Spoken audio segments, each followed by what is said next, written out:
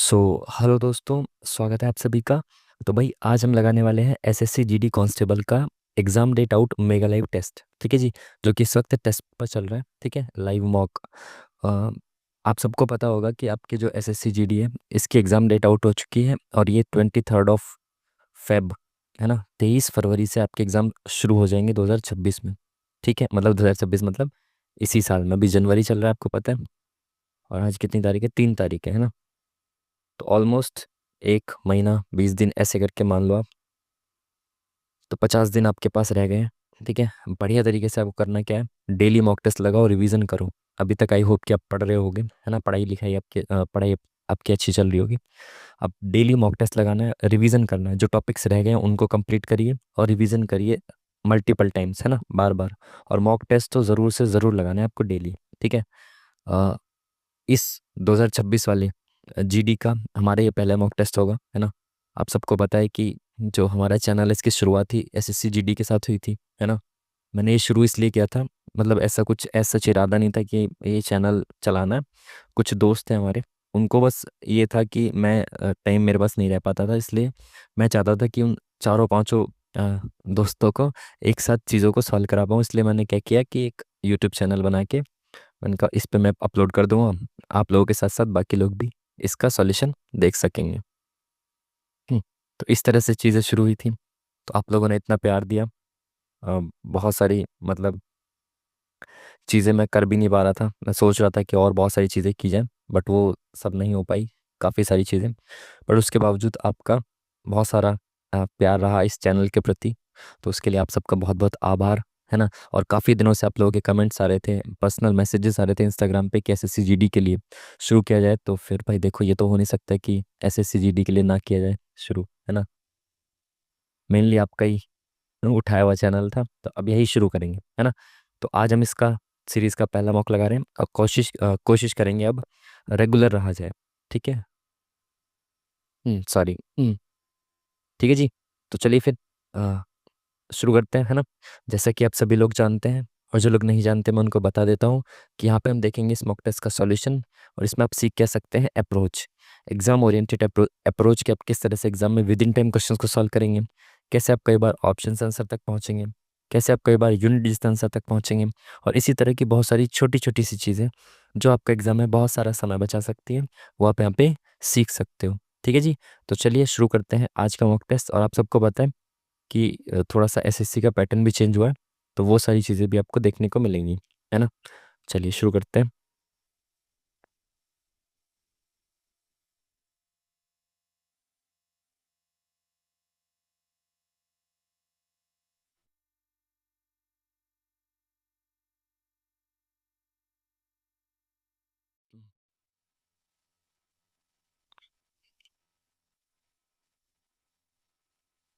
चलिए, फाइनली शुरू हो गया। आप सबको पता है इसमें 1 घंटा आपको मिलेगा।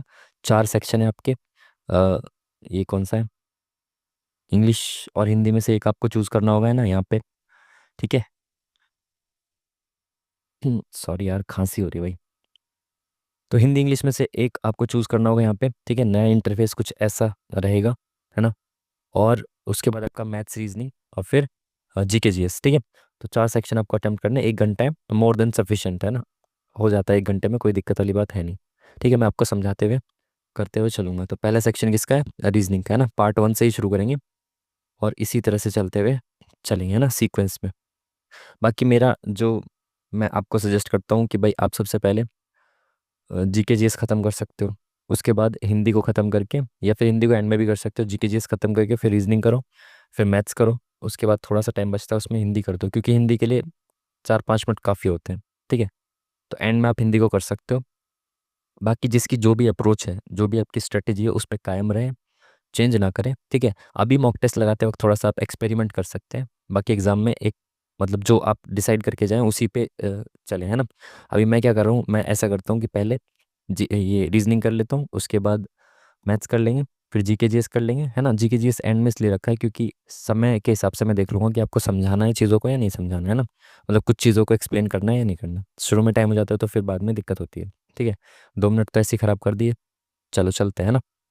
इंग्लिश में अगर आप क्वेश्चन को देखना चाहते हैं तो वीडियो को पॉज करिए, इंग्लिश में क्वेश्चन को देखिए। हम देखेंगे हिंदी में इसका सॉल्यूशन। चलिए, इसको ये लिखा जाता है, इसको ये लिखा जाता है, तो एम को क्या लिखा जाएगा? ठीक है, देखो क्वेश्चन देखते ही आप ये मत शुरू कर दिया करो को एम को 3 लिखा है, ओ को 4, या ऐसे बनाना शुरू मत करो। पहले क्वेश्चन को पूरा पढ़ो। ठीक है, इसको ये लिखा गया, इसको ये लिखा गया, सॉरी, तो एम को क्या लिखा गया है? तो अब आपको समझ में आ गया कि एम का पूछा है, तो अब दोनों को देखो, एम है क्या दोनों में? नहीं, एम नहीं है, बाकी सब कॉमन है। देखो ओ एस टी और ओ एस टी, यानी 3 चीज़ें दोनों में कॉमन है, एक चीज़ अलग अलग है। तो इसमें जो अल्फ़ाबेट है एम, उसके लिए एक नंबर अलग होगा, और इसमें जो एक अल्फ़ाबेट डब्ल्यू अलग है, उसके लिए एक अलग नंबर होगा। ठीक है, 3 कॉमन होंगे, तो 3 कॉमन देख लो, 2 7 4 3, 2 4 3, तो यानी कि इसमें 7 अलग है और इसमें 6 अलग है। तो इसमें 7 जो होगा वो एम का होगा, और इसमें जो 6 होगा वो डब्ल्यू का होगा। ठीक है, तो 7 option number D is the correct answer. कहाँ से होगा? यहाँ से। ठीक है जी, चलो अगेन, ऑड वन आउट आपको इसमें चाटना है। तो ऑड वन आउट का सबसे सिंपल तरीका है कि सबसे पहले लास्ट वाले पेयर से शुरू करना है, आपको चेक करना है। ठीक है, उसके बाद पहला पेयर पे क्रॉस ऐसे करके। ठीक है, तो लास्ट पेयर को चेक करेंगे, तो V W X Y plus 3, P Q R S plus 3, W X Y Z plus 3, Q R S T U V W X Y Z, ये बहुत ज़्यादा आगे तक जाएगा। ठीक है, तो ये वाला ऑड वन आउट हो गया, बाकी सब में 3 3 का गैप है लास्ट वाले पेयर में। ठीक है, इस तरह से आपको करना है। Next question. चलिए, तो भाई ये है, किसी न किसी लॉजिक से देखो, सबसे जो पहली चीज़ आपको देखनी है कि जो बड़ी संख्या है ना, मोस्ट प्रोबेबली क्या होता है कि बड़ी संख्या दो छोटी संख्याओं से बनती है। ठीक है, तो कोशिश करो कि आप 121 5 और 2 से बना पाओ। तो 5 दूनी 10 प्लस 1, 11 का स्क्वायर दे रखा है, बट ये स्क्वायर नहीं है, पर ये भी 11 का मल्टीपल है, ये भी 11 का मल्टीपल है। तो कैसे हो सकता है? 5 दूनी 10, और 10 और 2 12 में से एक गया 11, 4 दूनी 8, 9 10 11 में से एक गया 10, तो ये तो नहीं बना। तो 5 बनना चाहिए यहाँ पे बनना चाहिए 11, 5 और 2 7, 4 11, 4 और 3 7, इनका गैप है 3 का, इनका गैप है 1 का। तो भाई ऐसे तो नहीं बन पा रहा है। हम्म, और क्या हो सकता है? 5 दूनी 10, 4 तिया 12, स्क्वायर 121, ये 5 के क्यूब के आसपास है। तो 5 के क्यूब में से मैं डबल घटा दूँ 2 का, यानी 4 घटा दूँ, तो ये आ सकता है। 4 का क्यूब कितना होता है? 64 में से अगर मैं 3 दूनी 6 घटा दूँ तो 58 आना चाहिए। 4 घटाया, यानी कि 2 का स्क्वायर भी घटा सकता हूँ, 3 का स्क्वायर घटाऊंगा तो 64 में से 9 गया, कितना बचा? 55। बहुत बढ़िया, अच्छा क्वेश्चन है। क्या किया? 5 का क्यूब माइनस 2 का स्क्वायर। ठीक है, 4 का क्यूब माइनस 2 का स्क्वायर, है ना? तो इस तरह से आपको चेक करना है इसमें। तो 2 का क्यूब 8, माइनस 8 का स्क्वायर 64 नहीं हो पाएगा। 4 का क्यूब 64 माइनस 2 का स्क्वायर 4, तो ये 60 हो जाएगा। Option number second is the correct answer. ठीक है, हम्म, चलिए नेक्स्ट क्वेश्चन। ये मिरर इमेज आपको बनानी है, तो ऑप्शन एलिमिनेशन से चलेंगे मिरर इमेज में। ठीक है, सबसे पहले एम आएगा इधर की साइड, तो ये एम है क्या? नहीं, एम है, एम है। फोर्थ ऑप्शन देखें, फोर्थ में भी एम है। ठीक है, ठीक है। उसके बाद ओ आएगा, ओ आएगा, सब में ओ है क्या? सभी में ओ है। उसके बाद क्या आएगा आपका? एल आएगा, और एल ऐसा आएगा। ठीक है, तो इसमें एल नहीं है, इसमें एल नहीं है, इसमें सीधा एल है, तो यानी कि एक ही ऑप्शन बचा लास्ट वाला जिसमें उल्टा एल है। ठीक है, ऑप्शन एलिमिनेशन से इन सवालों को आपको करना है। ये बहुत अच्छा सवाल है ना? इस तरह के क्वेश्चन मैंने आपको बहुत बार बताया, जब इस तरह से बहुत सारे साइन हो एक साथ और बॉक्स हो 5, देखो 1 2 3 4 5 बॉक्स है। इस स्थिति में आपको क्या करना है? एक छोड़ के एक का लिंक देखना है, और एक छोड़ के एक का लिंक बनाना है। ठीक है, इसमें रैंडम चीज़ें होती है। रैंडम कैसे? कि इससे से इसका कनेक्शन देखो, जैसे मैं देख रहा हूँ ए है, यहाँ से ए कहाँ चला गया? नीचे। इट मीन्स कि यहाँ से यहाँ पे आएंगे, तो ये वाला जो है ना कोने वाला, ये नीचे आ जाएगा, यहाँ पे स्टार यहाँ पे आ जाएगा। पहले ऑप्शन में स्टार इधर है, सेकंड ऑप्शन में है क्या? सेकंड में नहीं है, थर्ड में है, फोर्थ में नहीं है, यानी कि फर्स्ट और थर्ड में से एक होगा। ये चीज़ समझ पाए आप, है ना? जैसे और कुछ देखो आप, और एग्जाम्पल, यहाँ से आप देखो, ये क्या देखना है? 3 देख लो आप, जैसे यहाँ से आ गए 3, क्या हुआ? एक इधर चला गया, तो यहाँ से आ जाएंगे ना, जो यहाँ पे है ये एफ, ये इधर चला जाएगा, तो एफ इधर आ जाएगा। ठीक है, फर्स्ट वाले में एफ इधर है, सेकंड में है क्या? नहीं। थर्ड में है और फोर्थ में नहीं है। आप देख लो, आपको पता चल गया, एक चीज़ पता चल गया आपको, या तो फर्स्ट होगा या तो थर्ड होगा। तो इन दोनों में जो डिफरेंस है, डिफरेंट चीज़ है, वो देख लो आप। जैसे इन दोनों में अलग क्या है, कोने में भी ठीक है, ऊपर यहाँ देख लो, यहाँ पे क्या है, एस है, यहाँ पे ओ है। तो देख लेते हैं ऊपर की साइड क्या आएगा, है ना। इट मीन्स कि जैसे यहाँ से यहाँ पे एफ आया है ना, तो एफ यहाँ से उठ के यहाँ पे कहाँ से आया, नीचे से उठ के ऊपर आया। तो यहाँ से यहाँ पे जाएंगे ना, तो ये ओ जो है ना, ये ऊपर उठ के आ जाएगा यहाँ पे, यानी कि पहला तो नहीं हो सकता, और पहले और तीसरे में से एक था, तो थर्ड वाले में देखो ओ ऊपर है ना, ये रहा। ठीक है, तो थर्ड वाला करेक्ट हो जाएगा। इस तरह से आपको इस सवाल में, इन सवालों में करना होता है। समझ पाए बात को? एक छोड़ के एक देखो डायरेक्ट, इन सेकंड और फोर्थ का कुछ काम ही नहीं है। ठीक है, क्योंकि इसमें एक छोड़ के एक का ही लिंक होता है। मैंने आपको, ये बहुत टफ सवाल होते हैं, लेकिन मैंने आपको बता दिया इस तरह से आपको करना है। ठीक है, चलिए नेक्स्ट क्वेश्चन।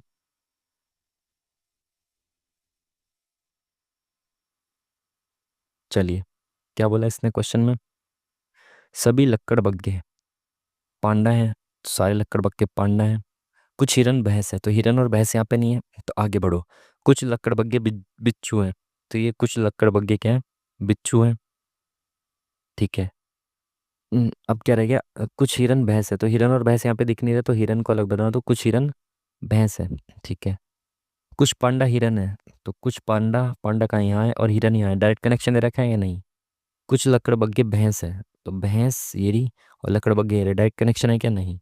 कुछ पांडा बिच्छू हैं, तो कुछ पांडा बिच्छू हैं क्या? ये रहे, बिल्कुल सही है। तो यानी कि ओनली थर्ड जो है वो कनेक्ट, ओनली थर्ड जो है वो ऑप्शन करेक्ट हो जाएगा, ऑप्शन नंबर सेकंड।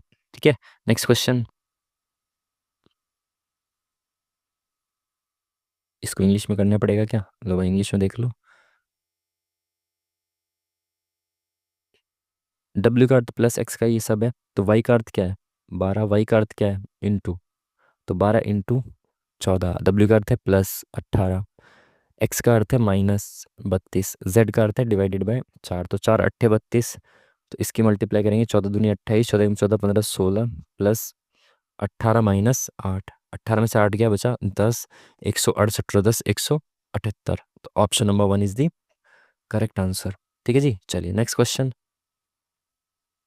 इसको इंग्लिश में करने की जरूरत नहीं है, इससे लिंक, इससे संबंधित है, इससे संबंधित है, इससे आगे बताना है क्या आएगा। ठीक है, कोई लॉजिक होगा, जैसे जे से ए पे तो नहीं जा सकते, ए से जे पे जाते हैं। फर्स्ट से फर्स्ट का कनेक्शन देखना पहले आपको, फिर फर्स्ट से लास्ट का देखना है। ठीक है, तो ए से जे पे जाएंगे, तो जे होता है 10 और ए होता है 1, तो +9।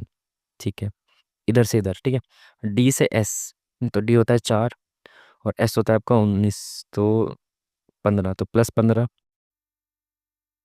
एक्स से जी, तो एक्स से जी कितना हो जाएगा? एक्स वाई जेड, और 7, 7 और 2 9, तो +9 +15 +9 +15 है क्या? आई से एक्स, तो आई होता है 9 और 15 और 9 24, यानी कि एक्स हो जाएगा 24, बिल्कुल ठीक। यानी कि +9 +15 +9 +15, ये सीरीज चल रही है। तो इसमें +9 करेंगे पहले, फिर +15 करेंगे। लेकिन हाँ, ऐसे होना है इधर की साइड से, है ना, हमने ऐसे देखा है +9, तो 2 माइनस कर दो 7, तो +7 करेंगे, तो जेड आना चाहिए। 19 और 7 26 और 2 29, तो 19 आएगा यहाँ पे पहले, है ना, तभी तो +9 करेंगे तो ये आएगा 2। ठीक है, तो 19 क्या होता है? एस होता है, तो ये दोनों ऑप्शन खत्म। उसके बाद +19 करेंगे, देखो दोनों में ओ है, चेक की मत करो, यहाँ एक्स है ना। अब यहाँ से यहाँ पे +9 करना है आपको, तो ये एक्स कितना है? 24 है, तो +9 करके आएगा, यानी कि 15 आना चाहिए। तो 15 में 9 प्लस करेंगे तभी तो 24 आएगा। 15 क्या होता है? ओ होता है, तो option number second is the correct answer. ठीक है जी, इस तरह से आप कर सकते थे, आसान सा क्वेश्चन था। नेक्स्ट क्वेश्चन, ये है, आपको इसका कनेक्शन बताना है, ई और ये वाला साइन एफ, इसका मतलब है आर एस की पुत्री है, तो आर पुत्री है किसकी? एस की। ठीक है, माइनस का मतलब है आर एस का पति है, तो आर एस का पति है, तो ये पति है किसका? एस का। ठीक है, प्लस का मतलब क्या है? आर एस की माता है, तो जी जो है ये माता है किसकी? एस की, यानी एच की माता है। तो ई एच से किस प्रकार संबंधित है? तो ई जो है ये एच की क्या है? बहन है, तो option number second is the correct answer. ठीक है जी, चलिए नेक्स्ट क्वेश्चन।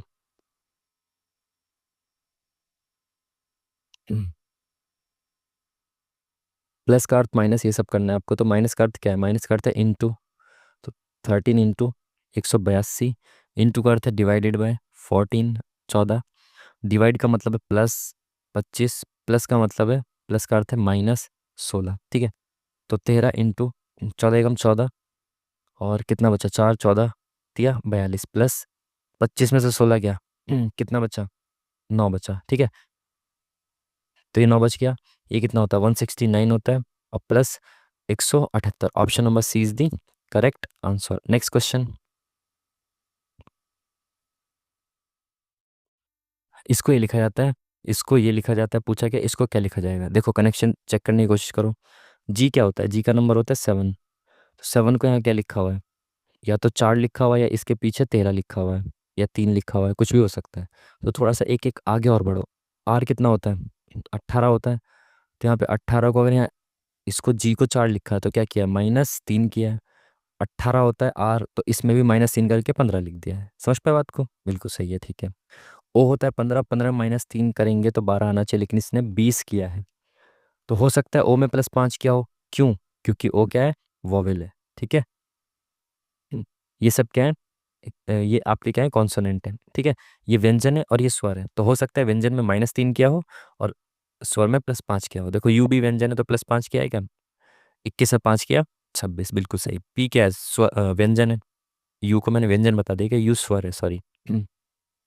तो पी क्या है, 16, 16 में से -3 करेंगे 13। ठीक है, तो इसने क्या किया है, वॉविल में तो +5 किया है, और कॉन्सोनेंट में -3 किया है। ठीक है, यहाँ पे देखते हैं, -3 कितना हो जाएगा, 3 हो जाएगा। ठीक है, इसमें भी -3, 15 हो जाएगा। तो 3 15, ये ऑप्शन खत्म, ये ऑप्शन खत्म, ये भी ऑप्शन खत्म, एक ही बचा। ठीक है, 5 में +5 करेंगे 10, एस में माइनस करेंगे कितना, एस कितना होता है 19, 19 में से 3 गया 16। ठीक है, तो option number 1 is the correct answer. Again on odd one out, तो लास्ट वाले पेयर से देखेंगे, JKL HIJKDEFGYZAB, सब में 3 का गैप है लास्ट वाले पेयर में, और इसमें 2 का गैप है, तो ऑप्शन नंबर 1 जो है वो ऑड वन आउट हो जाएगा। ठीक है जी, ठीक है। अच्छा, ठीक है। ये क्या है, 17 का स्क्वायर, यानी कि 19 से 2 कम का स्क्वायर। ये किसका, 19 का स्क्वायर, यानी कि यहाँ पे 21 हो जाएगा। और ये, लेकिन ये तो 15 का स्क्वायर नहीं है, इट मीन्स कि स्क्वायर का तो लॉजिक नहीं है। ठीक है, तो और क्या हो सकता है, 8 और 2 10 और 9 19, इन सब का प्लस करके 19 दे रखा है। इसमें 7 4 11 और 6 17, यानी कि इन सब का प्लस कर दिया और सामने लिख दिया। तो 6 और 3 9 और 1 10, तो option number 1 is the correct answer. ठीक है जी, चलिए नेक्स्ट क्वेश्चन। ये क्या है भाई, अच्छा ठीक है, तो ये आपको मिरर इमेज बनानी है। ठीक है, सबसे पहले देखो कि ये यहाँ पे होना चाहिए सामने, और ये लाइंस 1 2 3 4 ऐसे लाइन सामने होनी चाहिए, 1 2 3 4। देखो यहाँ पे लाइन 4 नहीं है। ठीक है, सेकंड वाले में लाइन ही नहीं है, थर्ड वाले में 4 लाइन है, और फोर्थ में भी है। लेकिन देखो ट्रायंगल केवल ऊपर है इस वाले ऑप्शन में। ठीक है, तो एक ही चीज से आपने सारे ऑप्शन एलिमिनेट कर दिए। चलिए नेक्स्ट क्वेश्चन, यहाँ पे क्या आएगा। ठीक है, तो पहले अल्फ़ाबेट देख लेते हैं। Z से Y हो गया, Y से X, WXYZ। तो अल्फ़ाबेट एक एक बढ़ता जा रहा है, यानी कि V आएगा इसमें, VWXYZ। अभी हो क्या रहा है, पहले यहाँ से आ गया, फिर नीचे आया, फिर इधर गया, तो V ऊपर आएगा। तो V ऊपर आएगा, यहाँ पे भी ऊपर है, यहाँ पे भी ऊपर है। और कोई ऑप्शन है क्या, तो जो शुरू के 2 ऑप्शन है वो हो सकते हैं, लास्ट वाले 2 ऑप्शन नहीं हो सकते, क्योंकि V को ऊपर आना है ना, V को ऊपर आना है, तो 2 ही ऑप्शन हो सकते हैं शुरू वाले। समझ पाए कैसे, Z से इधर गया, फिर इधर आया, फिर इधर आया, तो लास्ट में भी ऊपर चला जाएगा यहाँ पे। ठीक है, और देखो क्या कनेक्शन हो सकता है, ये इधर गया तो इसने अपने तरफ खींच लिया, इसको भी इधर ले आया, ये इधर आ गया। ठीक है, फिर ये नीचे आया तो ये सब खींच लाया, ये ऐसे खींच लाया, फिर इधर आया, ये खींच लाया, ये ऊपर जाएगा तो स्टार यहाँ पे रह जाएगा, ये खाली वाला इधर आ जाएगा, और वी ऊपर आ जाएगा। तो ये भरा हुआ यहाँ नहीं आएगा, भरा हुआ नीचे आएगा, क्योंकि इस तरह से पूंछड़ी से घूम रही है इसकी, है ना। तो इस सेकंड वाला जो ऑप्शन है वो करेक्ट हो जाएगा। नेक्स्ट क्वेश्चन,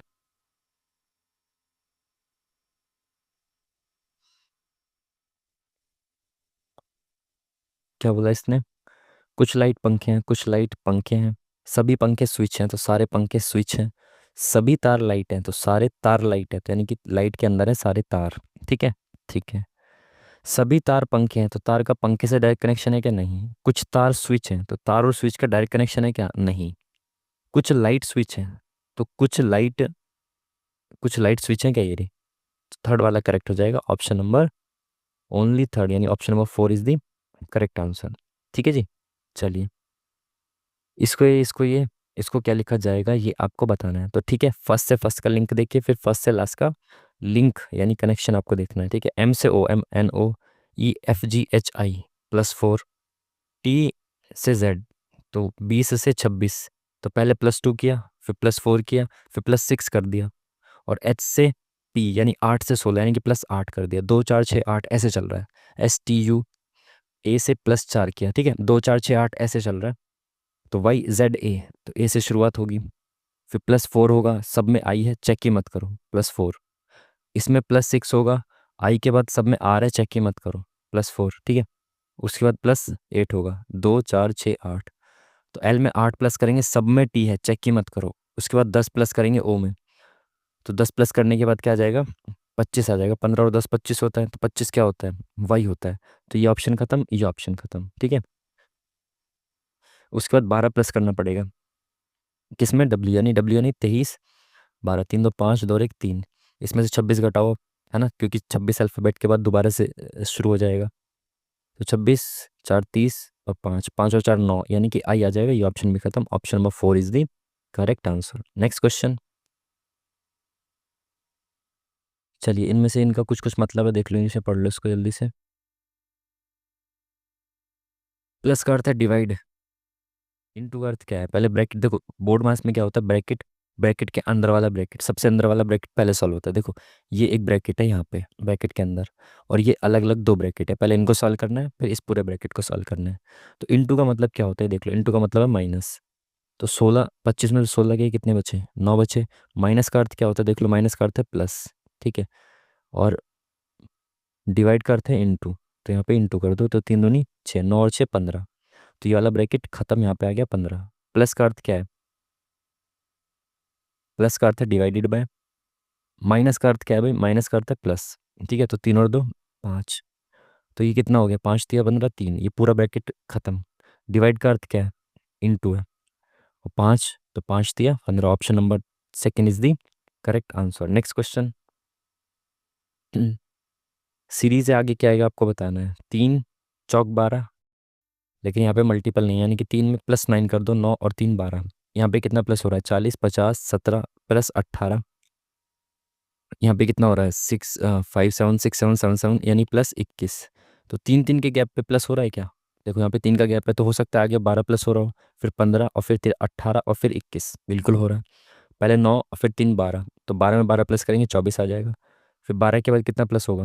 15 प्लस होगा, तो 39 आ जाएगा, बिल्कुल सही है। उसके बाद फिर 18, यानी 3 3 के गैप पे प्लस कर रहे हैं, तो 24 option number fourth is the correct answer. ठीक है जी। सभी बोतलें काले हैं, कुछ काले सफ़ेद हैं, कुछ काले सफ़ेद हैं, सभी काले बोतलें हैं, तो सारे काले बोतलें हैं क्या? नहीं, सारी बोतलें काले हैं, काले बोतलें नहीं हैं, सॉरी। हाँ ठीक है, सभी बोतलें काले हैं, सभी काले बोतलें नहीं हैं। ठीक है, कुछ काले सफ़ेद नहीं हैं। देखो, दोनों स्टेटमेंट पॉजिटिव है, तो नेगेटिव कंक्लूजन सही नहीं हो सकता। जब स्टेटमेंट पॉजिटिव होती हैं तो नेगेटिव कंक्लूजन ठीक नहीं होता है, उसको तुरंत गलत कर दो आप। ठीक है, दोनों स्टेटमेंट पॉजिटिव है, सभी काले बोतलें हैं, नहीं। ठीक है, तो नीदर, एक नीदर, एक नॉर, दो। ठीक है, नेक्स्ट क्वेश्चन। अच्छा, ये लास्ट क्वेश्चन था ना, तो अब क्या करना पड़ेगा? सबमिट टेस्ट तो नहीं करना ना, नेक्स्ट जाना पड़ेगा। कैसे? पार्ट बी पे, है ना। पार्ट वन के तो सारे हो गए, ठीक है, पार्ट बी। जीके जीएस का एंड में देख लेंगे ना, पहले मैथ्स को करते हैं अच्छे से। मैं इंग्लिश, हाँ ये रहा, इंग्लिश में पढ़ना चाहते हो वीडियो को पॉज करके इंग्लिश में देख लेना, है ना। अब देखते हैं हिंदी में सॉल्यूशन। एक धनराशि को ABCD के बीच में इस रेशियो में बांटा जाना है। यदि A को D से 1,000 रुपये अधिक मिलते हैं, तो C का हिस्सा क्या है? देखो, ABCD, A को कितने मिले? 5, और D को कितने मिले? 3। तो ए को डी से कितने ज़्यादा मिले, 2 ज़्यादा मिले हैं, तो यानी कि 2 यूनिट की वैल्यू कितनी दे रखी है आपको, 1000 रुपये। तो 1 यूनिट की वैल्यू कितनी होगी, 500 रुपये होगी, है ना। ए को 5 मिले हैं, डी को 3 मिले हैं, इसने बोला ए को डी से 1000 रुपये ज़्यादा मिले हैं। जो रेशियो होगा इसमें 3 से 5 यानी कि 2 ज़्यादा मिले हैं, एक रेशियो की वैल्यू कितनी आ जाएगी, 500 रुपये आ जाएगी। पूछा गया सी का हिस्सा, सी को 4 रेशियो मिला है, एक रेशियो की वैल्यू 500, तो 4 की वैल्यू कितनी रहेगी, 200। Option number C is the correct answer. ठीक है जी, चलिए नेक्स्ट क्वेश्चन। उस पोशाक का विक्रय मूल्य कितना है जिसका अंकित मूल्य 500 रुपये है और जिस पर 20% की छूट दी जाती है, तत्पश्चात 10% की छूट दी जाती है। 500 रुपये के अंकित मूल्य है, विक्रय मूल्य बताना है, तो पहले क्या किया उसने, 20% की छूट दी। तो देखो 10% निकालने के लिए लास्ट में से एक जीरो हटा दिया करो, 10% होता है 50, 10% 50 है तो 20% 100 हो गया। 500 रुपये में से पहले 20% की छूट दी, यानी कि 400 रुपये बचा मूल्य, है ना, 100 रुपये की छूट दे दी। उसके बाद 10% की और छूट दे दी, 10% निकालने के लिए लास्ट में से एक जीरो हटा देते हैं तो 40, 400 रुपये पे 40 रुपये की और छूट दे दी, यानी कि मैंने कितने बेच दिया, 360 रुपये में बेच दिया इसको। ठीक है, option number second is the correct answer. Next question. दो उम्मीदवारों के बीच एक चुनाव में 12% मतदाताओं ने मतदान नहीं किया, विजेता ने कुल मतदाताओं का 68%। अब देखो इस सवाल में ये इंपॉर्टेंट होता है, बार बार क्योंकि सवाल आते हैं इसलिए पहले ही बता देता हूँ आपको इंपॉर्टेंट क्या होता है।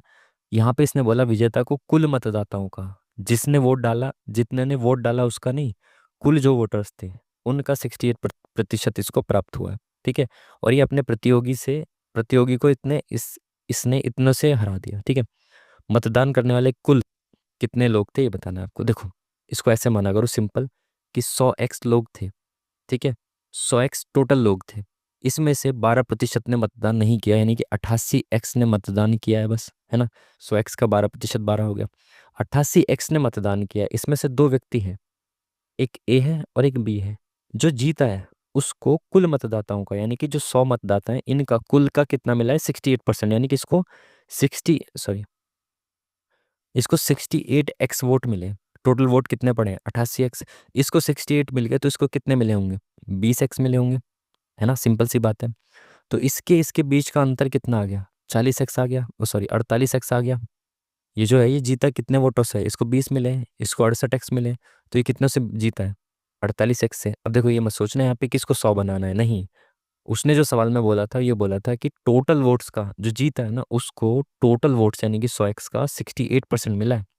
तो दूसरे वाले को कितना मिलेगा, 20x मिलेगा, क्योंकि वोट तो टोटल 88 पड़े थे ना, इसको अगर 68x मिल गए तो इसको 20x मिल जाएंगे। तो इनके बीच का डिफरेंस कितना है, 48x का।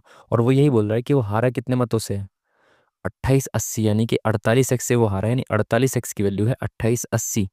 तो x की वैल्यू कितनी आ जाएगी, देखो डिवाइड करो 48 से, 12 चौक 48, 12 दूनी 24, 12 चौक 48, 4 छिक 24, 60। तो x की वैल्यू कितनी आ गई, 60 आ गई। उसने बोला क्या, मतदान करने वाले मतदाताओं की कुल संख्या कितनी थी ये पूछा उसने। तो भाई टोटल मतदान कितने लोगों ने किया, 88x ने, तो एक x की वैल्यू है 60। तो 0 6 अट्ठे 48, 6 अट्ठे 48 और 4 52, तो 5280 ने वोट डाला है। Option number 1 is the correct answer. ठीक है जी, चलिए नेक्स्ट क्वेश्चन। वह सबसे छोटी संख्या ज्ञात कीजिए जिसे 5 6 और 8 से विभाजित किया जाता है तो प्रत्येक स्थिति में शेषफल 3 बचता है। या तो आप इसको ऐसे कर सकते हो कि इनका एलसीएम निकालो प्लस 3 कर दो, ऐसे कर सकते हो, या फिर ऑप्शन से चेक कर सकते हो। ठीक है, जैसे ऑप्शन से चेक करते हैं, इसने बोला है कि 5 से विभाजित करने पर 3 शेषफल बचेगा। तो पहले तो देखो इसमें 3 बचेगा 5 से विभाजित करने पर, ठीक है, इसमें 3 बचेगा, इसमें 2 बचेगा, नहीं हो सकता, इसमें 2 बचेगा, नहीं हो सकता, दो ऑप्शन बचे। ठीक है, अब करना क्या है कि सबसे छोटी पूछी है उसने, तो इस वाली इसको चेक कर लो बस। 6 से भाग करेंगे 6 दूनी 12, 3 बचेगा बिल्कुल। 8 से भाग करेंगे 8 एकम 8, 4 8 पंजे 40, बिल्कुल 3 बचेगा, यानी कि ये वाली संख्या हो जाएगी। Option number second is the correct answer. ठीक है जी, नेक्स्ट क्वेश्चन।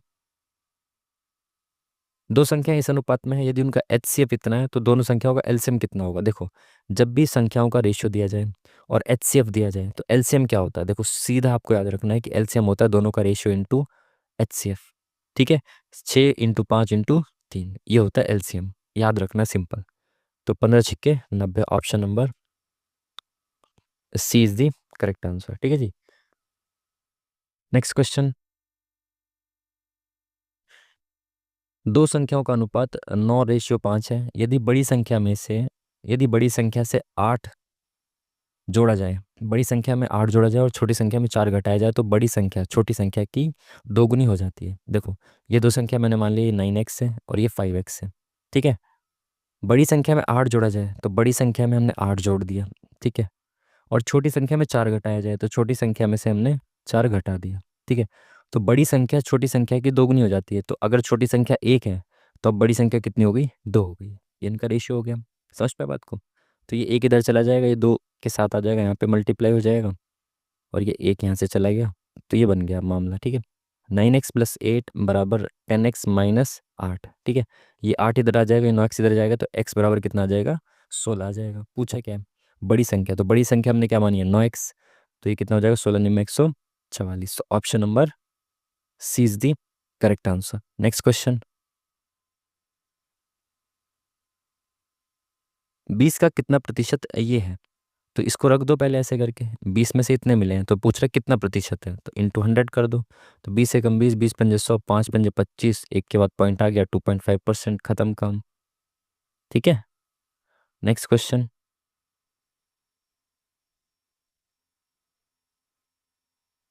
एक भिन्न इस प्रकार है कि जो अंश हर से 5 कम है। एक एक भिन्न इस प्रकार है कि जो अंश हर से 5 कम है। देखो, अंश x मान लो, हर को y मान लो। अंश क्या है, अंश यानी x बराबर क्या है, हर से 5 कम यानी y से 5 कम है। ठीक है, साथ ही अंश का 4 गुना यानी अंश का 4 गुना हर से 1 अधिक है, तो हर से 1 अधिक है। ठीक है, इनकी बना दो इक्वेशन। ये y को इधर ले जाओ तो x माइनस वाई बराबर कितना हो गया, -5। ये y को इधर ले जाओगे तो ये 4x माइनस वाई बराबर कितना हो गया, -1। ठीक है, माइनस ही आ रहा है ना। अंश हर से 5 कम है तो अंश बराबर हर से 5 कम है, साथ ही अंश का 4 गुना हर से 1, अच्छा 1 अधिक है, तब भी ये तो माइनस ही है ना। अंश से हर से 5 कम है, अंश हर से 5 कम है। ठीक है, अंश का 4 गुना हर से 1 अधिक है, तो ये 1 अधिक है, यहाँ पे एक ध्यान रखना है, +1 है। ठीक है, ठीक है, माइनस तो नहीं आएगा आंसर, एक बार चेक कर लेते हैं। देखो ये माइनस, अच्छा अच्छा माइनस वाई है ना तो कट जाएगा ये। ठीक है ठीक है, ये माइनस वाई है, माइनस वाई है तो यहाँ पे साइन चेंज कर दो, प्लस कर दो, सबका साइन चेंज कर दो। अब ये प्लस है तो यहाँ माइनस कर दो, ये प्लस है तो यहाँ माइनस कर दो। ये खत्म, तो 4x में से एक गया, 3x बचेगा, -3x बराबर ये -6। तो इससे ये खत्म, x की वैल्यू आ गई 2। पूछा क्या, भिन्न ज्ञात करो। अगर x 2 है तो y कितना आ जाएगा, +5 यानी कि 7। 2/7 option number 1 is the correct answer. ठीक है जी, चलिए नेक्स्ट क्वेश्चन,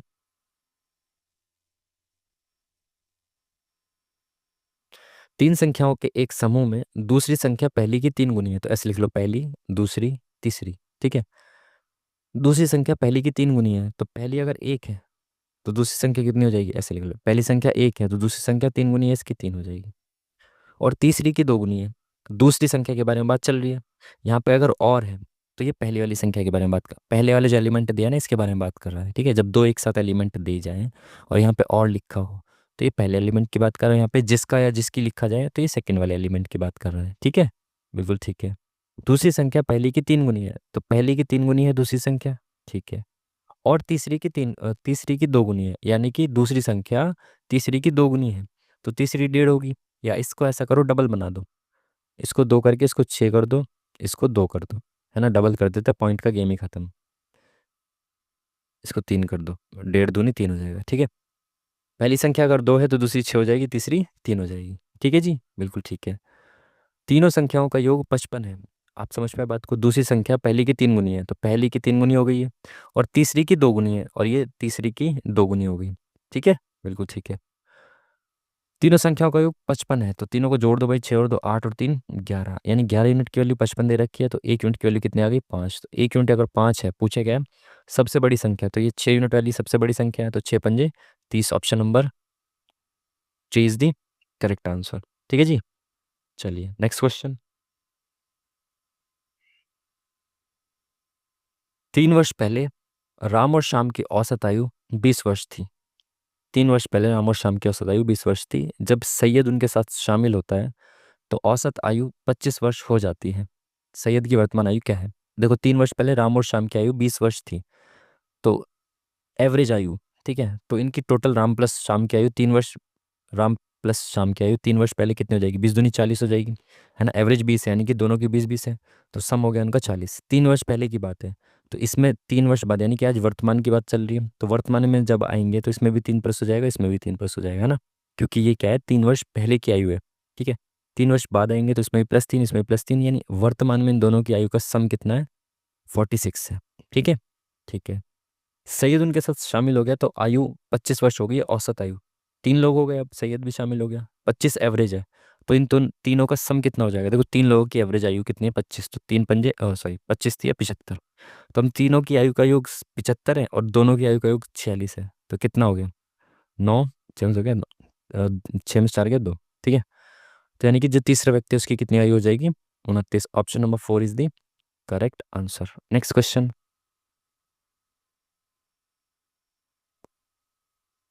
4 क्रमागत संख्याओं का औसत इतना है, इन संख्याओं में से सबसे बड़ी संख्या ज्ञात कीजिए। देखो क्रमागत संख्या लगातार होती है और एवरेज क्या होता है, देखो 1 2 3 4, 4 संख्याएं हैं, तो एवरेज होता है बीच वाली संख्या, और जब बीच वाली संख्या ना हो तो बीच की 2 संख्याओं के बीच में एवरेज होता है। तो ये 35.5 है, क्रमागत संख्याएं हैं, तो ये 35 होगी, ये 36 होगी, तभी तो इनके बीच में 35.5 है, ठीक है। तो ये 35, ये 36, तो आगे 37 आ जाएगी, यहाँ पे 34 आ जाएगी। पूछा क्या सबसे बड़ी संख्या, 37।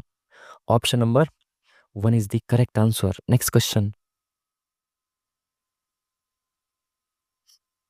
यदि 30 वस्तुओं का विक्रय मूल्य 25 वस्तुओं के क्रय मूल्य के बराबर है तो लाभ या हानि। बहुत आसान सवाल। 30 वस्तुओं का, यानी कि 30 का एसपी बराबर 25 के सीपी के बराबर है ना, कॉस्ट प्राइस के, तो इसको काट दो, 5 पंजे 25, 5 6 30, ठीक है। जिसके सामने जो लिखा होता है उसकी वैल्यू वही होती है, तो एसपी के सामने 5 है तो 5, सीपी के सामने 6 है तो 6, सीपी बराबर आपका 6 है, एसपी बराबर 5 है, तो 6 रुपए की चीज़ आप 5 रुपए में बेच रहे हो, तो कितने का आपको हानि या लाभ हो रहा है, तो हानि हो रही है 1 रुपए की, किस पे, 6 रुपए पे, ठीक है। सीपी, सॉरी, सीपी पे ही आप क्या करते हैं, लाभ और हानि कैलकुलेट करते हैं। तो 6 रुपए पे एक की हानि, यानी 1/6 बराबर होता है आपका 16 सही 2/3, है ना, 16.66% हानि। नेक्स्ट क्वेश्चन, पाइप ए द्वारा किसी टैंक को 3 घंटे में तथा पाइप बी द्वारा 5 घंटे में भरा जा सकता है, तो ए जो है वो 3 घंटे में भर सकता है और पाइप बी जो है वो 5 घंटे में भर सकता है। तो इनकी एफिशिएंसी निकाल लो, 5 या 15, 5 या 15, 3 पंजे 15। ए जो है वो 1 घंटे में 5 काम करेगा, बी जो है 1 घंटे में 3 काम करेगा। सुबह 7 बजे पाइप ए खोला गया तो 7 बजे पाइप ए खोल दिया। यदि पाइप बी सुबह 8 बजे खोला गया, देखो 7 बजे पाइप ए को खोला था, 8 बजे बी को खोला गया, यानी कि 7 से 8 के बीच में केवल ए ने काम किया, तो ए ने 5 यूनिट काम कर दिया, है ना। ठीक है, अब 8 बजे से दोनों शुरू हो चुके हैं अब, ठीक है। तो दोनों मिलके कितना काम करेंगे, 8 यूनिट काम करेंगे अगले 1 घंटे में। तो अगले 1 घंटे में 8 काम हो गया, तो अब कितना काम हो चुका है टोटल, 13 काम हो चुका है। बचा कितना काम है, 2 काम बचा है। ये 1 घंटा अगर काम करते तो 8 यूनिट काम कर सकते थे, बट इनको 2 यूनिट काम करना बाकी है अब। तो इसको कितना काम करना है, 1/4 काम करना है ना, 8 में से कितना काम करना है, 2 काम करना है, 1/4 काम करना है, तो 1/4 ही समय लगेगा। 1 घंटे में 8 काम कर रहे थे, तो 2 काम कितने घंटे में करेंगे, 1/4 घंटे में, यानी कि 15 मिनट में करेंगे। तो यहाँ पे 15 मिनट लग जाएगी, 1 घंटा ये 1 घंटा ये 15 मिनट ही, यानी कि 2 घंटे 15 मिनट में काम खत्म हो जाएगा। तो 7 8 9 9 15, option number 1 is the correct answer. Next question, solve करो इसको। तो सबसे पहले इसमें आपको पता है क्या करना होता है, ऑफ को सॉल्व करते हैं। डिवाइड से पहले ऑफ को सॉल्व किया था, ऑफ का मतलब होता है इनटू, तो ये कितना हो गया, 11/10 हो गया। फिर ब्रैकेट को सॉल्व करिए आप, तो 3 पंजे 15, 6 3 18, 5 3 या 2, ठीक है। तो डिवाइडेड बाय 2 का मतलब है इंटू 1/2 कर दो, है ना। जब भी यहाँ डिवाइड 2 या कुछ भी हो तो फ्रैक्शन को उल्टा करके यहाँ पे इंटू कर दो आप, ठीक है। तो कितना हो गया, 11/20 हो गया, और बाहर क्या है, 1/8 है, तो 11/160, option number 1 is the correct answer, ठीक है जी। चलिए नेक्स्ट क्वेश्चन, दो संख्याएं ऐसी हैं जिनका गुणनफल 21 है, उनके वर्गों का योगफल 58 है, दोनों संख्याओं के बीच का अंतर बताना है। देखो x × y कितना है, 21 है, उनके वर्गों का योग यानी कि x² + y² बराबर आपको दे रखा है 58। पूछा गया दोनों संख्याओं के बीच का अंतर बताना है, यानी कि आपको x - y बताना है। तो आप सबको बताएं कि x - y का स्क्वायर होल स्क्वायर क्या होता है, x² + y² -2xy, ये होता है ना।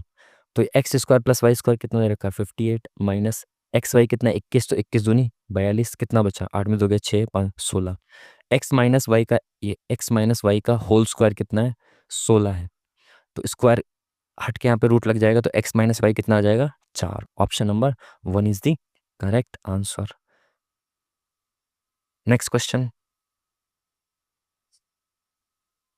2100 के 2/7 के 40% के 25% का मान। देखो का और के का मतलब होता है इंटू, ठीक है, सीधा लिख लो 2100 के यानी कि इंटू 2/7 के 40% यानी कि 2/5, 40% की वैल्यू 2/5 होती है, के एक 25% यानी 1/4, ठीक है। तो देखो 7 या 21 300 बचा, 5 6 30, 4 से काटा 4 एकम 4 पंजे 20, 4 15 चौका 60। Option number second is the correct answer, ठीक है जी। नेक्स्ट क्वेश्चन, अभी तो काफ़ी टाइम है, 22 मिनट और बच रही है अभी तो। हिंदी और जीके जीएस तो वैसे भी 8-10 मिनट का सेक्शन होता है, वो तो काफ़ी टाइम, आराम से करो, कोई दिक्कत नहीं। 600 रुपये की एक राशि 4 वर्षों में साधारण ब्याज पर 840 रुपये हो जाती है।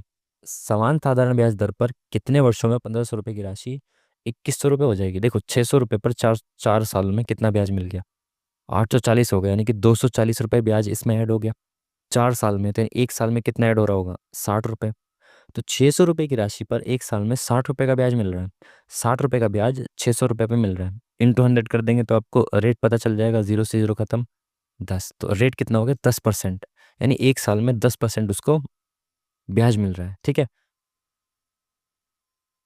ठीक है, आपकी रेट कितनी आ गई 10%, मतलब आपकी रेट कह रहा हूँ, रेट कितनी आ गई 10%।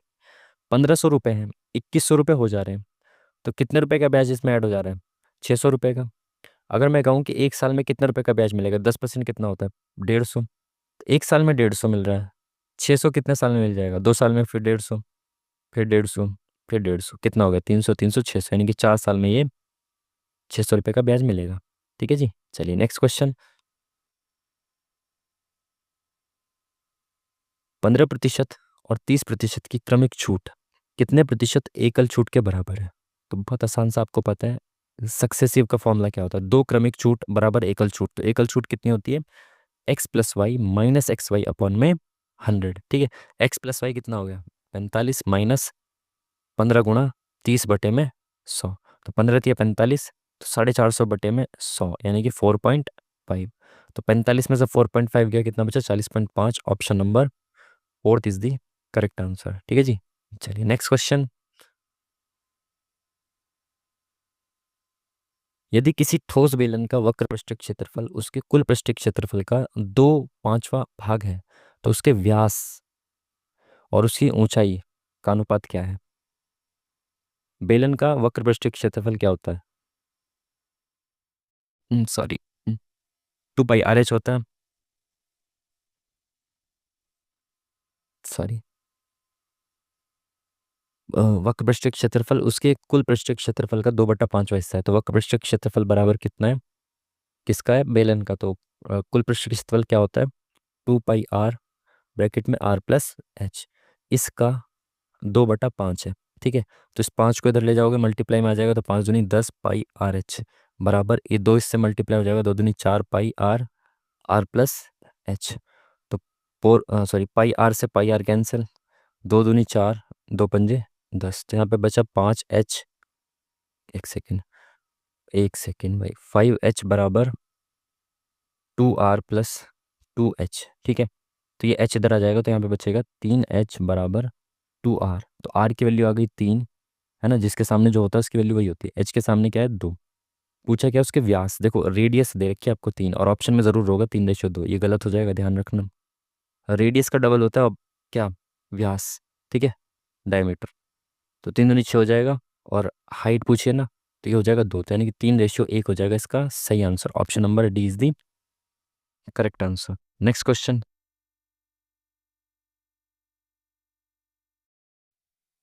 ए और बी मिलकर ए और बी एक साथ किसी कार्य को 20 घंटे में पूरा करते हैं।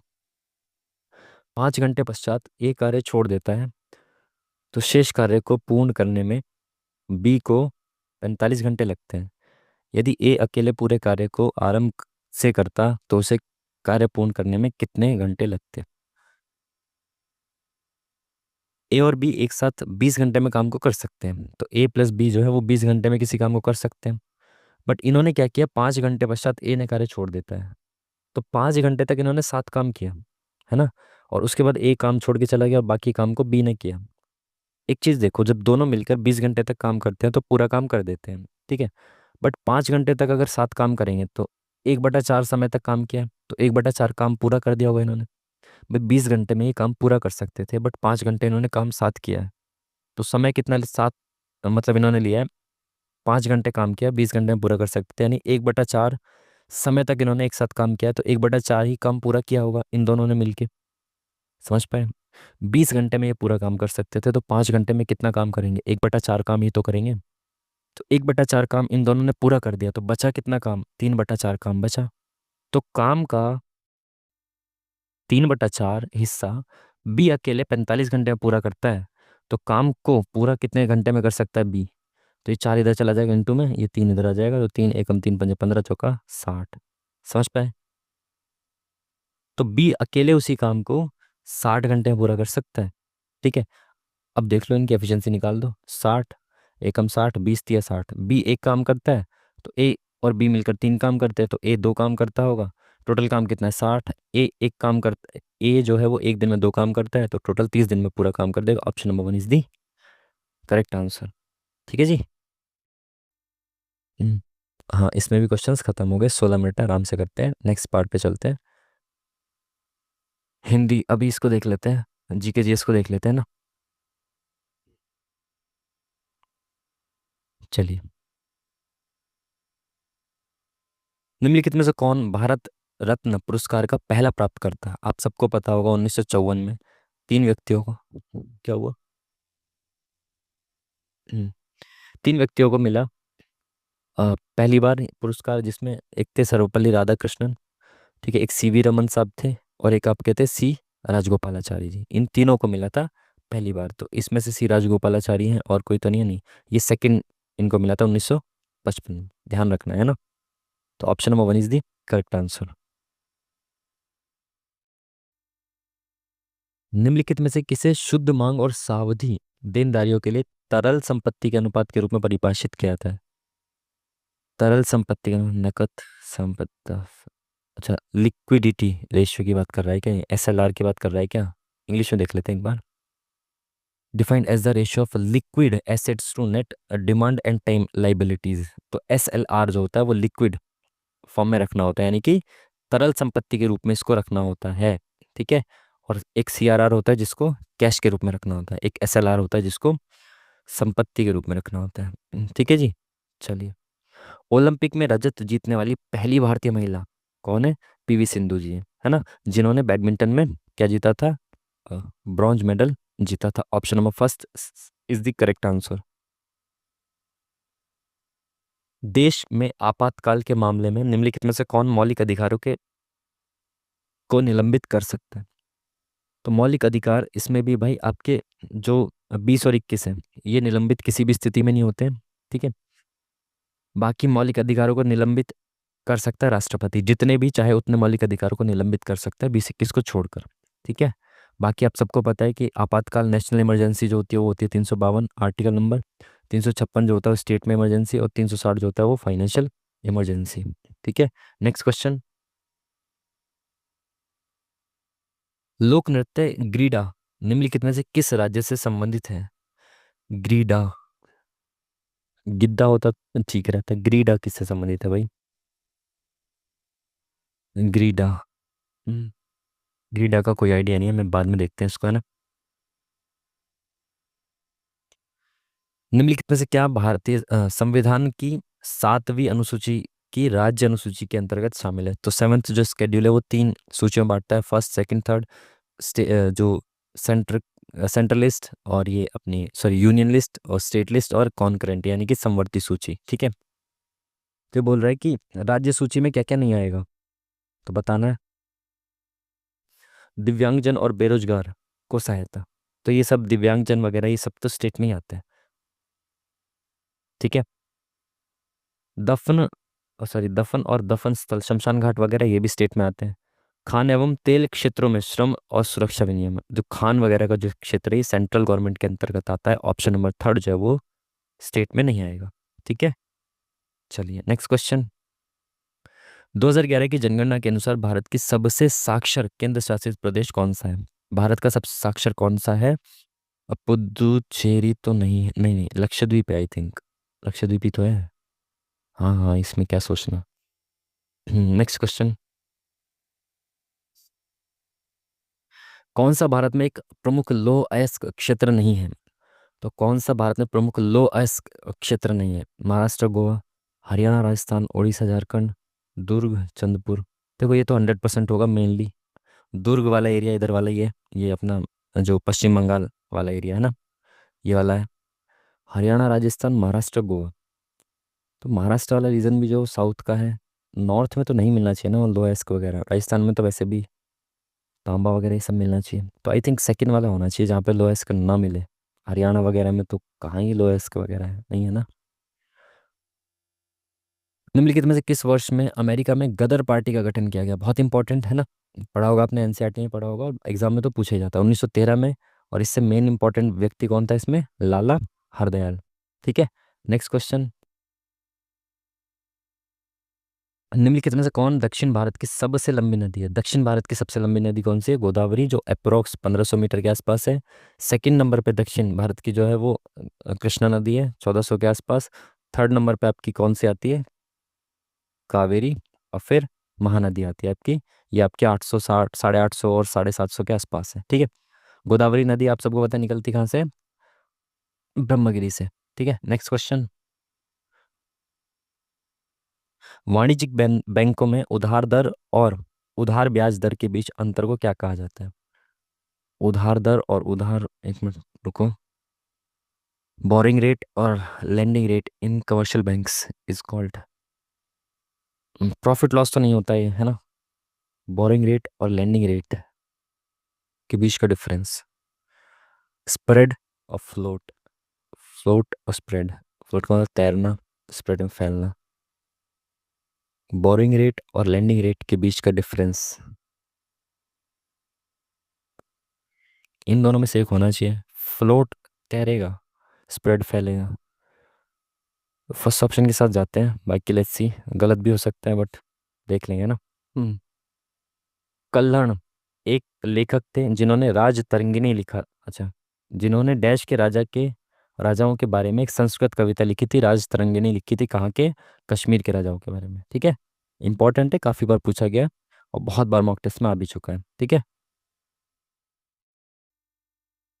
2 मार्च 2025 को आयोजित 97th अकादमी पुरस्कारों में से किस फिल्म ने सर्वश्रेष्ठ चित्र का पुरस्कार जीता? हम्म कोई आइडिया नहीं है भाई, इसमें तो क्या ही पूछा है। But I think negative marking नहीं है ना शायद इसमें। सी के साथ जाते हैं ना। हम्म, एक दो ऑप्शन सी भी हम लगाते हैं तो आप सबको पता है। कौन से प्रमुख शहर स्वर्णिम चतुर्भुज राजमार्गों से जुड़े हुए हैं? तो आपको जो गोल्डन क्वाड्रिलेटरल है वो बताना है। दिल्ली, उसके बाद नहीं, ये नहीं है, धनबाद नहीं, Delhi, Kolkata, Chennai, Mumbai. Option number third is the correct answer. Next question, क्या बोल रहा है?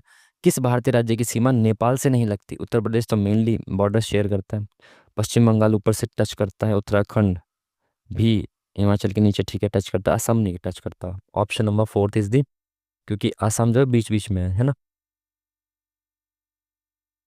लोक नृत्य होजगिरी की उत्पत्ति हुई और यह भारत के किस हिस्से से जुड़ा हुआ है? होजगिरी आई थिंक त्रिपुरा का है ना। और त्रिपुरा तो नॉर्थ ईस्ट में ही है ना, तो इधर ही होना चाहिए, नॉर्थ ईस्ट में।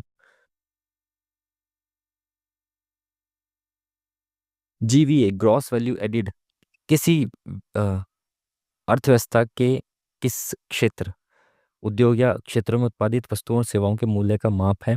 जीवीए का फुल फॉर्म, पूर्ण रूप बताना है। तो ये क्या होता है? ग्रोथ ग्रॉस वैल्यू एडिड है ना। Option number third is the correct answer. विश्व खुशहाली रिपोर्ट 2025 में भारत की रैंक, भाई ये भी इंडेक्स वगैरह का पता नहीं, बट ये इंपॉर्टेंट बहुत ज़्यादा आपको पता होना चाहिए।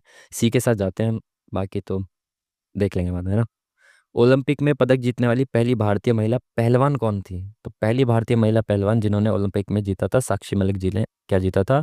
Bronze medal. ठीक है, option number 20 the correct answer. Next question, 11वें अंतर्राष्ट्रीय योग दिवस 2025 की क्या थीम थी भाई? विषय पता ना क्या था? अभी मॉक टेस्ट में आया था रिसेंटली, पता नहीं किसी मॉक टेस्ट में आया था। इसकी जो थीम थी वो थी एक पृथ्वी एक स्वास्थ्य के लिए योग। अभी आया था शायद, ये किसी एग्जाम में आया था या किस में आया था, अभी रिसेंटली आया था। ठीक है, ये भी हमारा हो गया। फिफ्थ क्वेश्चन रह गया, इसमें क्या हो सकता है? इसमें नेगेटिव मार्किंग तो नहीं है ना, आई थिंक। चलो इसको देख लेंगे बाद में। डी, हम इसमें हिंदी को करते हैं ना, तो भाई ये हिंदी क्यों नहीं हो रहा है?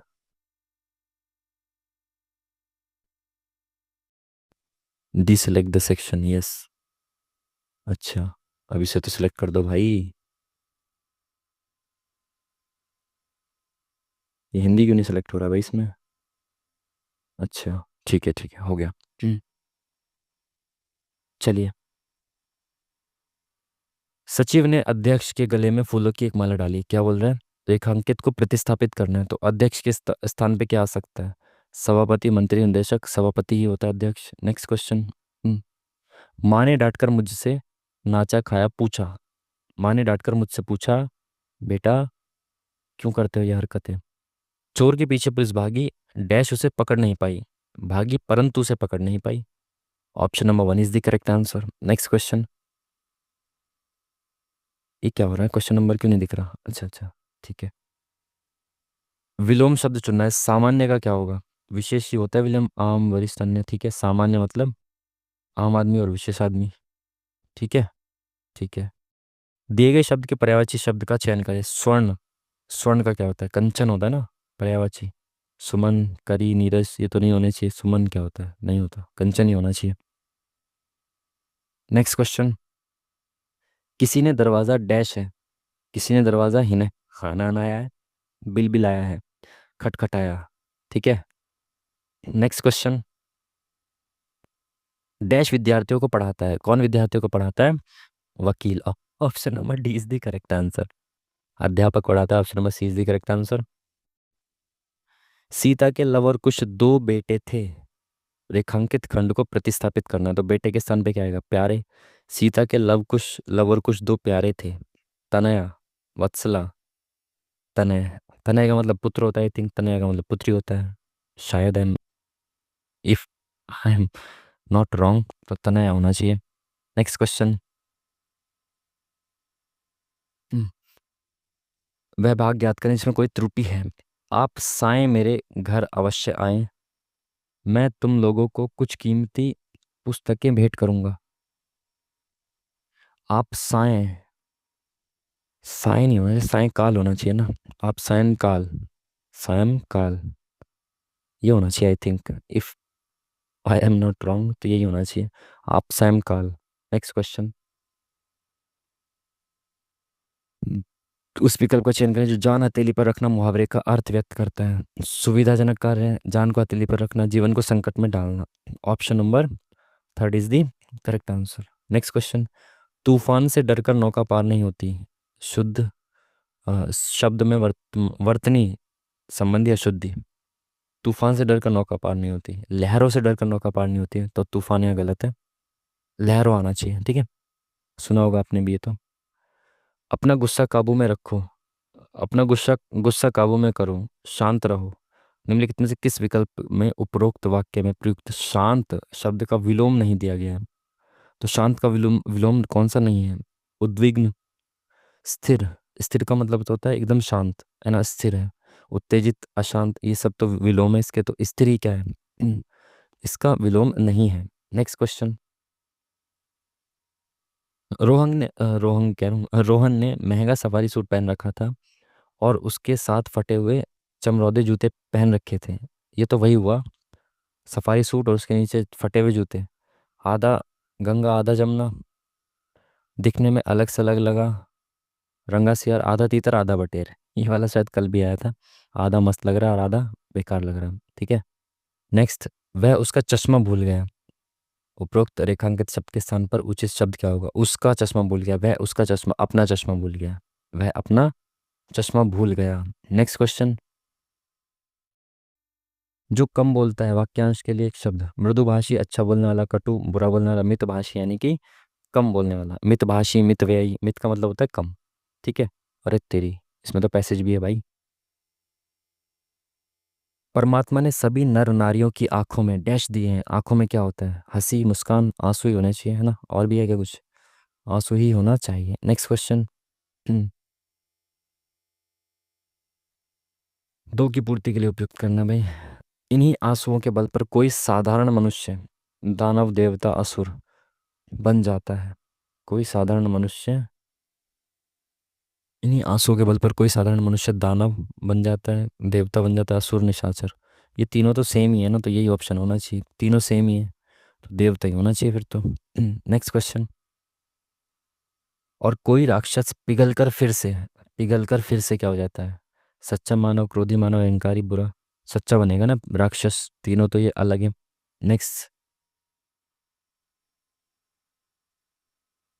जिस मनुष्य में जितनी अधिक डैश होती है वह उतना ही कोमल, उदार।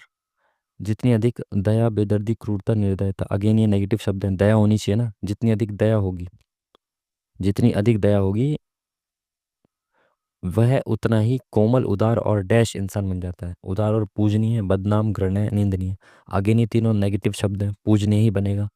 कोमल, उदार और पूजनीय इंसान बन जाता है। बताओ भाई, इंसान पूजनीय बन गया है। क्या चल रहा है भाई ये? ठीक है। तो अभी भी अपने पास पौने 2 मिनट रह गए और ऑलमोस्ट सभी क्वेश्चन हमने अटेम्प्ट कर ही लिए हैं, ठीक है।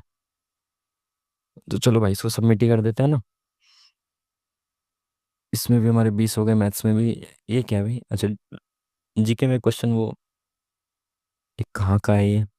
इसके पे रहने देते हैं खामा खा। गलत, वैसे नेगेटिव मार्किंग तो नहीं ही है शायद, ठीक है। जीके जिसमें भी, इसमें रीजनिंग में भी सब हो गया, ठीक है। सबमिट करते हैं इसको। एक क्वेश्चन स्किप किया है, बाकी देखते हैं क्या रहता है।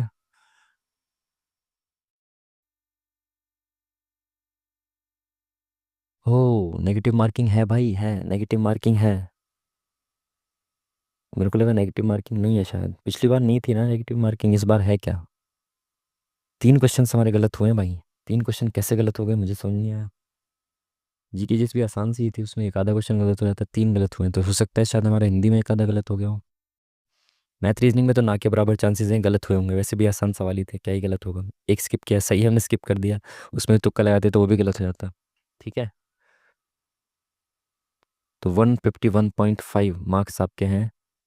76 करेक्ट है, यानी इसके हिसाब से आपके 152 होने चाहिए थे। बट ये है 0.75 नंबर काट लिया। इट मीन्स कि 0.25 की नेगेटिव मार्किंग थी, 1/4 की नेगेटिव मार्किंग थी भाई, ठीक है। तो नेगेटिव मार्किंग है इसमें। मुझे लगा नेगेटिव मार्किंग नहीं थी शायद पिछली बार, ठीक है।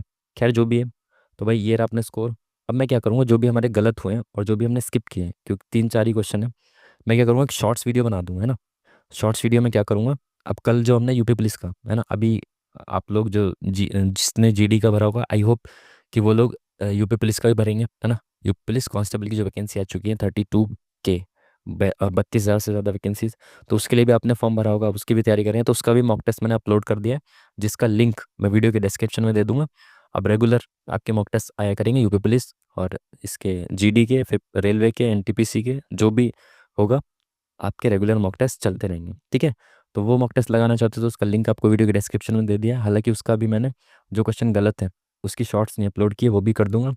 और जीडी का इसका भी कर दूंगा कि जो क्वेश्चन हमारे गलत हुए और जो क्वेश्चन हमने स्किप किए उसका एक शॉर्ट्स बना के डाल दूंगा, ठीक है। आप देख लेना उसमें।